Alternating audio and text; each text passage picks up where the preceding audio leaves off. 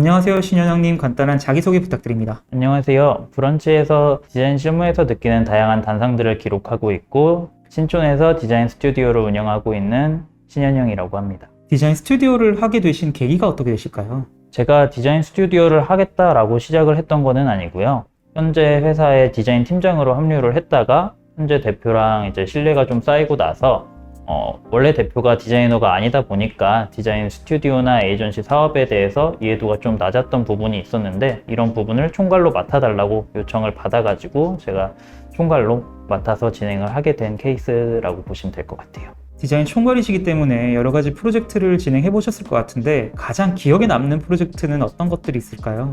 가장 기억에 남는 프로젝트는 일단 SKENS랑 진행을 했었던 전기차 충전 서비스에 대한 브랜딩 작업이 있었는데요. 저희 같이 작은 디자인 스튜디오에서 큰 기업과 이제 수주를 받을 수 있는 기회가 흔치 않은데 저희의 그런 수주를 받을 수 있는 첫 기회가 됐었던 과업이라서 기억에 많이 남는 것 같습니다. 수주를 받을 수 있었던 좀 차별점이나 셀링 포인트가 있었을까요? 사실 그 부분은 저희도 아직까지 미스테리인 부분이기는 한데 당시 담당자님께서 많은 디자인 에이전시들을 좀 리서치 해보시다가 디자인 결이나 좀 디자인하는 방식이 기존의 거래처들과는 좀 다른 부분이 있을 거라고 느껴서 연락을 주셨다고 저희는 대답을 드렸던 기억이 있네요. SK 전기차 관련 프로젝트 디자인을 하시면서 가장 중요하게 생각했던 부분이 있었을까요? 그 프로젝트 같은 부분에 있어서는 고객군이 굉장히 명확했던 프로젝트고 그 고객군이 전기차 차주라는 부분이 가장 중요했었던 포인트였고 전기차 차주분들은 좀 나이대가 젊고 어느 정도 경제적 여유가 있는 타겟군이 많았기 때문에 그런 부분의 측면에서 저희가 디자인을 진행을 했었습니다. 나이층이 젊고 경제적 여유가 있는 타깃층일 경우에는 어떤 식으로 디자인을 하는 게 좀 좋을까요? 일단은 그런 경제적인 여유가 있으신 분들이다 보니까 너무 귀엽거나 뭐 그런 스타일보다는 어느 정도 고급화된 디자인을 원하시는 성향이 있는데 저희는 이제 그런 고급스러운 좀 전략을 좀 더 취해서 디자인을 할 때 조금 더 전기차라는 포인트에 맞춰서 조금 미래적이고 딱딱하고 좀 남성적인 디자인을 했었다라고 말씀을 드릴 수 있을 것 같아요.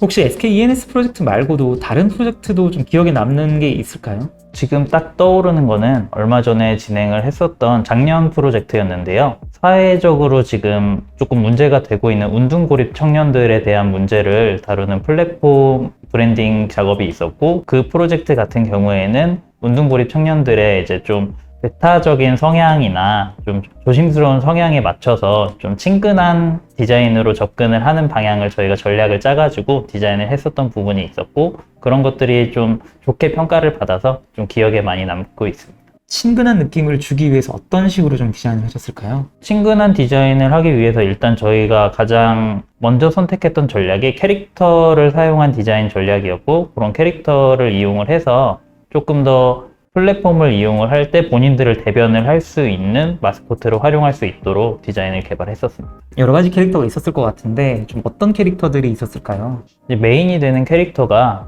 두더지 캐릭터인데요. 두더지가 땅굴을 파고 숨는 성향을 가지고 있는데 그런 두더지의 특징이 운동고립 청년들의 특징이랑 좀 잘 맞아 떨어지는 부분이 있어서 두더지를 메인 캐릭터로 삼아서 디자인을 했었습니다. 또 다른 서브 캐릭터들도 있었을까요? 다른 서브 캐릭터들도 이제 본인만의 이제 은거지가 있는 동물들을 모티브로 저희가 작업을 했었는데 박쥐라거나 비버라거나 그런 동물들을 모티브로 저희가 작업을 했었습니다. 가장 아쉬움이 남는 프로젝트도 있었을 것 같습니다. 아쉬움이 남는 프로젝트는 어떤 것들이 있었을까요? 대표적으로 아쉬움이 많이 남은 프로젝트는 인천시에서 진행하는 펜타포트에 대한 디자인 총괄 프로젝트가 있었는데 그 부분이 이제 가장 아쉬운 기억으로 남아있고 그 이유는 디자인의 완성도나 디자인의 좋고 나쁨을 떠나서 이제 운영 사업이 좀 더 큰 파트이다 보니까 디자인보다는 운영사에서 이제 어떤 후원사를 끌고 왔느냐 그리고 그 후원사가 이 행사에 얼마만큼의 후원금을 낼 수 있느냐로 이제 프로젝트의 당락이 크게 결정이 되다 보니까 디자인이 굉장히 잘 나왔다고 생각을 했는데 이제 아쉽게 진행이 안 됐던 부분이라서 좀 아쉬움이 많이 남는 프로젝트라고 생각합니다. 직업으로서의 디자이너가 하는 디자인은 고객과의 연결성을 빼고 얘기할 수는 없는데요. 이러한 면을 고려했을 때 좋은 디자인은 어떤 거라고 생각을 하시나요? 좋은 디자인은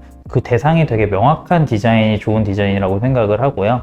어떤 대상들이 이 서비스나 제품을 이용할지 그런 것들을 염두를 하고 디자인을 하면은 좋은 디자인이 나올 수 있을 거라고 생각을 합니다. 그럼 확실히 포트폴리오를 만들 때도 대상을 명확하게 하고 그 대상에 맞게 어떻게 디자인했는지에 대한 설명이 들어가 있으면 좋은 포트폴리오가 될 수 있겠네요. 그렇게 생각을 하고요. 포트폴리오에서 이제 설명글을 줄줄이 이제 길게 쓰기보다는 이제 편집하는 방법이나 그런 거를 통해서 어필을 충분히 할 수 있는 부분이 있다고 생각을 하거든요. 그래서 어떤 고객을 대상으로 어떤 디자인을 어떻게 어필을 했는지 잘 포트폴리오에서 보여줄 수 있다면 좋은 포트폴리오가 될 수 있다고 생각합니다. 요즘은 디자인 에이전시에서도 디자이너를 많이 채용을 하고 있는 것 같은데요. 이러한 에이전시에서 원하는 디자인 인재상은 또 있을까요? 디자인 에이전시에서 좋은 디자이너라고 하면은 사실 디자인 에이전시의 특징부터 먼저 말씀을 드려야 될 것 같은데, 디자인 에이전시는 일단 작기 때문에 사실 굉장히 업무들이 많고 일손이 부족해요. 그래서 디자이너라고 디자인만 할 수 있는 구조는 아니다 보니까 굉장히 다양한 업무를 해야 되는 경우들이 생기는데, 그럴 경우에 조금 더 디자이너라도 디자인 업무가 아닌 부분에 있어서 열린 마음으로 대응을 해준다면 함께 하기에 좋은 인재이지 않나 생각이 듭니다. 확실히 디자인 에이전시의 면접을 볼 때도 그러한 내용들을 물어볼 것 같아요. 네네. 디자인 외적인 일도 좀 같이 할 수 있냐. 그랬을 때 이제 에이전시가 원하는 인재는, 에이전시는 좀 작은 규모인데 일은 많다 보니까 여러 가지 일 함께 해야 되는 경우도 발생을 하는데, 그런 점에 있어서 열린 마음의 디자이너가 좀 더 좋다는 말씀이시죠. 네네, 맞습니다. 취준생들이 디자인 스튜디오나 에이전시에 지원하기 전에 꼭 알고 있어야 할 에이전시 실무의 현실적인 면들은 어떤 것들이 있을까요? 일단 디자인 에이전시는 에이전시라는 이름에서 알 수 있듯이 대행업이라는 거를 조금 마음에 새기고 와야 되지 않을까 생각을 합니다.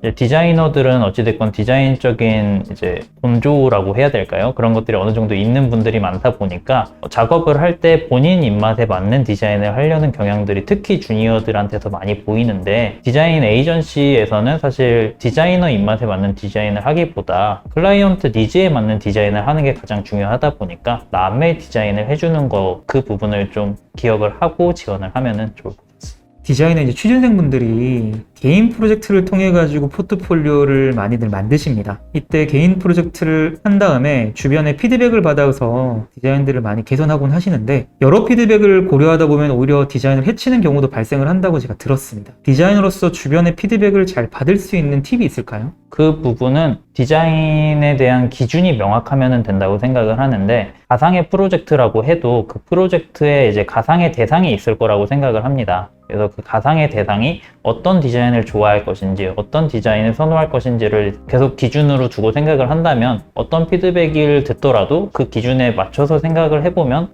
받아들일 수 있는 부분과 없는 부분이 명확하게 보일 수 있을 거라고 생각합니다. 디자인 스튜디오를 직접 운영하시는 입장에서 여러 포트폴리오를 평가하실 것 같은데, 신입 디자이너의 포트폴리오를 평가하는 기준이 있으실까요? 일단 다른 것보다 가장 중요하게 보는 게 포트폴리오의 디자인이라고 보는데요. 포트폴리오에 구성된 디자인 내용물이 아니라 포트폴리오 자체를 어떻게 디자인했는가를 좀 많이 보는 편이에요. 시각 디자인에서 편집 디자인은 항상 기본기라고 생각을 하는데, 그 포트폴리오의 만듦새를 보면은 그 디자이너의 기본기가 어느 정도 보인다고 생각을 합니다. 좋은 포트폴리오 디자인의 기준은 어떻게 될까요? 좋은 포트폴리오는 이제 어떤 부분을 보여줄지 아는 포트폴리오가 좋은 포트폴리오라고 생각을 하는데, 이것도 디자인적인 기획력이 어느 정도 보여야 된다고 생각을 해요. 그래서 같은 프로젝트라도 어떻게 보여주느냐에 따라서 되게 많은 것들이 달라질 수 있다고 생각을 하는데, 같은 디자인에서도 어필할 수 있는 부분, 본인이